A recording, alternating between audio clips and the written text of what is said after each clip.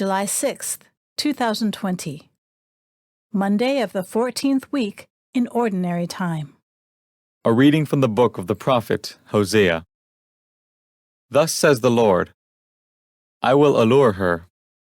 I will lead her into the desert and speak to her heart. She shall respond there as in the days of her youth, when she came up from the land of Egypt. On that day, says the Lord, she shall call me my husband, and never again my Baal. I will espouse you to me forever. I will espouse you in right and in justice, in love and in mercy. I will espouse you in fidelity, and you shall know the Lord. The word of the Lord. The responsorial psalm. The response is, The Lord is gracious and merciful. Every day will I bless you, and I will praise your name forever and ever.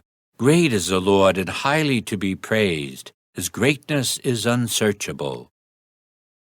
The Lord is gracious and merciful.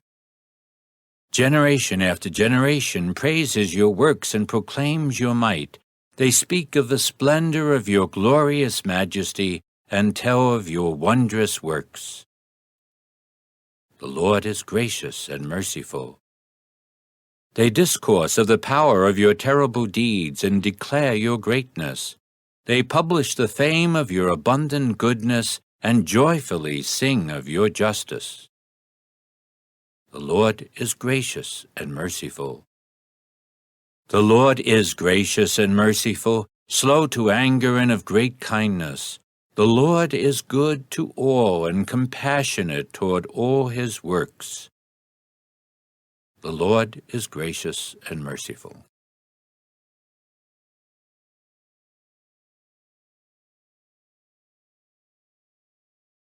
A reading from the Holy Gospel according to Matthew.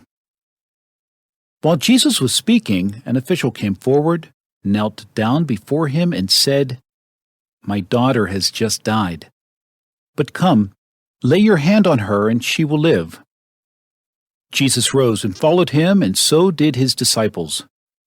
A woman suffering hemorrhages for 12 years came up behind him and touched the tassel on his cloak. She said to herself, If only I can touch his cloak, I shall be cured. Jesus turned around and saw her and said, Courage, daughter, your faith has saved you.